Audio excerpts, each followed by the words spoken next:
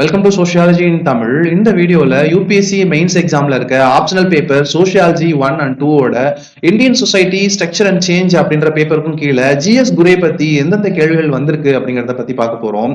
நீங்க இந்த வீடியோவை ஒரு ரெஃபரன்ஸா வச்சுட்டு உங்களோட யூனிக்கான ஆன்சரை ரெடிமேடா வச்சிருந்தீங்க அப்படின்னா ஜிஎஸ் குரே பத்தின கேள்விகள் கேட்கப்படும் போது எளிமையா நீங்க ஆன்சர் எழுத முடியும்.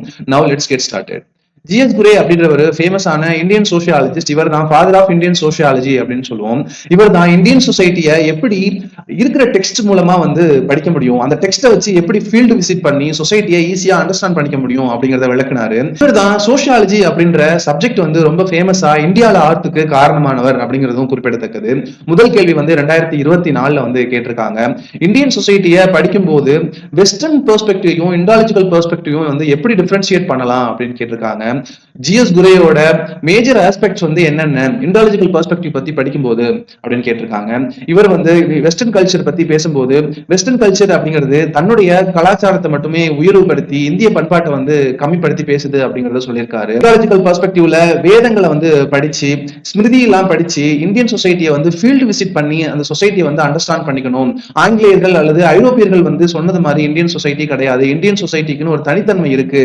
இது காஸ்ட் சம்பந்தப்பட்டது. இந்த வெஸ்டர்ன் பெர்ஸ்பெக்டிவ்ல ஒரு இந்திய நாடு அப்படிங்கிறது மதம், சாதி இது சார்ந்தே இருக்கு அப்படின்னு சொல்லுவாங்க. இண்டாலஜிக்கல் பெர்ஸ்பெக்டிவ்ல வேதங்களை படிச்சு இப்ப இருக்க எப்படி சொசைட்டி இருக்கு இந்தியால, இப்ப எந்த மாதிரியான டிரான்ஸ்ஃபர்மேஷன் நடந்திருக்கு அப்படிங்கறத படிக்கிறது தான் இண்டாலஜிக்கல் பெர்ஸ்பெக்டிவ், டெக்ஸ்டுவல் பெர்ஸ்பெக்டிவ் அப்படின்னு கூட சொல்லுவாங்க. மேலும் ஜிஎஸ் குரே இண்டாலஜிக்கல் பெர்ஸ்பெக்டிவ் யூஸ் பண்ணி இந்தியாவில இருக்க சோசியல் சிஸ்டத்தை எப்படி எக்ஸ்பிளைன் பண்ணாரு அப்படிங்கறத எழுதலாம். அடுத்த கேள்வி 2022 கேட்டிருக்காங்க. கிரிட்டிக்கலி எக்ஸாமைன் அப்படின்னா விமர்சன ரீதியாக இது எக்ஸ்பிளைன் பண்ணணும். ஜிஎஸ் குரேயோட இண்டாலஜிக்கல் பெர்ஸ்பெக்டிவ்னா என்ன, அவர் எப்படி இந்தியன் சொசைட்டியை அண்டர்ஸ்டாண்ட் பண்றதுக்காக படிச்சாரு, அவரோட அப்ரோச்ல என்னென்ன மாதிரியான மிஸ்டேக்ஸ் இருக்கு அப்படிங்கறத நீங்க கிரிட்டிக்கலா எக்ஸாமின் பண்ணி சொல்ல வேண்டியிருக்கும். ஆக மொத்தம் ஜிஎஸ் குரே அப்படின்னாலே நீங்க இண்டாலஜிக்கல் பெர்ஸ்பெக்டிவ் பத்தி கண்டிப்பா தெரிஞ்சுக்கணும். இவர் காஸ்ட் பத்தி படிச்சிருக்காரு, ட்ரைப்ஸ் பத்தி படிச்சிருக்காரு, அர்பனைசேஷன், சிவிலைசேஷன் பத்தி படிச்சிருக்காரு. இந்தியாவில் இருக்க அடுத்தடுத்த சோசியல் மாற்றங்களை இண்டாலஜிக்கல் பெர்ஸ்பெக்டிவ் மூலமாவே இவர் எக்ஸ்பிளைன் பண்ணாரு அப்படிங்கிறது குறிப்பிடத்தக்கது. அடுத்த கேள்வி 2021 கேட்டிருக்காங்க. பழங்குடியின மக்களோட மேம்பாடு பத்தின கேள்வி. பழங்குடியின மக்களோட மேம்பாட்டை பத்தி ஜிஎஸ் குரேவும் பேசியிருக்காங்க, வி எல்வின் அப்படின்ற சோஷியாலஜிஸ்டும் பேசியிருக்காங்க. இவங்க ரெண்டு பேரும் சொன்ன மெயின் ஃபீச்சர்ஸ்க்கான டிஃபரன்சஸ் என்னென்ன, இவங்க ரெண்டு பேரும் எந்த மாதிரியான கருத்துக்களை முன் வச்சாங்க அப்படின்னு கேட்டிருக்காங்க.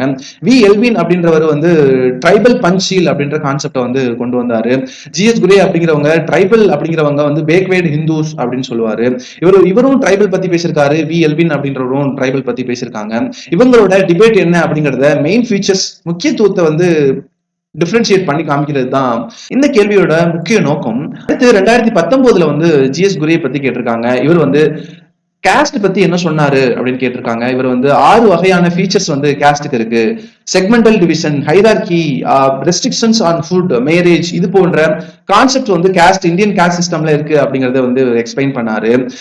காஸ்ட் பத்தி பேசும்போது ட்ரைப்ஸ் பத்தியும் இவர் பேசினாரு. அந்த விஷயத்த இந்த கேள்விக்கு ஆன்சரா கொடுக்கலாம். அதுக்கப்புறம் 2018 ஜிஎஸ் குரேயோட இண்டாலஜிக்கல் பெர்ஸ்பெக்டிவ்னா என்ன, இதை பயன்படுத்தி நம்ம இந்தியன் சொசைட்டி எப்படி அண்டர்ஸ்டாண்ட் பண்ணிக்கலாம் அப்படிங்கறத ஒரு நோட்ஸா கொடுங்க அப்படின்னு கேட்டிருக்காங்க.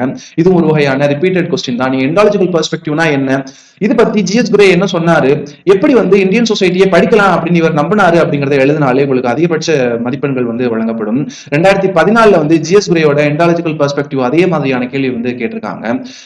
வித்தியாசமே இல்லாம 4 வருஷத்துக்கும் முன்னாடி இதே கேள்வியை கேட்டிருக்காங்க அப்படிங்கறதும் குறிப்பிடத்தக்கது. கேள்விதான் வேற மாதிரி இருக்கே தவிர அதுல உள்ள உட்கருத்து ஒரே மாதிரி தான் இருக்கு அப்படிங்கறத நீங்க நோட் பண்ணணும் இங்க. அதுக்கப்புறம் 2009 sociological perspective of GS Ghurye கேட்டிருக்காங்க. சோஷியாலஜிக்கல் பெர்ஸ்பெக்டிவ்னா ஒண்ணும் இல்ல, அவர் பயன்படுத்திய இண்டாலஜிக்கல் பெர்ஸ்பெக்டிவ் தான் இவங்க இன்டைரக்டா கேட்டிருக்காங்க. மொத்தம் 7 கேள்விகள் ஜிஎஸ் குரே பத்தி கேட்டிருக்காங்க அப்படிங்கிறது குறிப்பிடத்தக்கது. கடைசியா 2024 இவர் சம்பந்தப்பட்ட கேள்வி வந்திருக்கு அப்படிங்கிறதுனால நீங்க இவர் சம்பந்தமா கண்டிப்பா தெரிஞ்சுக்கணும். இவருடைய பேர் சிலபஸ்ல டைரக்டா இருக்கிறதுனால கண்டிப்பா இவர் சம்பந்தமான குறிப்புகள் உங்ககிட்ட இருக்கணும். அப்பதான் அதிகமான மதிப்பெண்கள் மெயின்ஸ்ல ஸ்கோர் பண்ண முடியும். இந்த வீடியோ உங்களுக்கு ரொம்ப யூஸ்ஃபுல்லா இருக்கும் அப்படின்னு நம்புறேன். இதே மாதிரியான வீடியோஸ் நீங்க தெரிஞ்சுக்கணும் அப்படின்னா make sure you subscribe to this channel. I'll be uploading more videos on sociology. Thank you for watching. This is Mohammed signing off.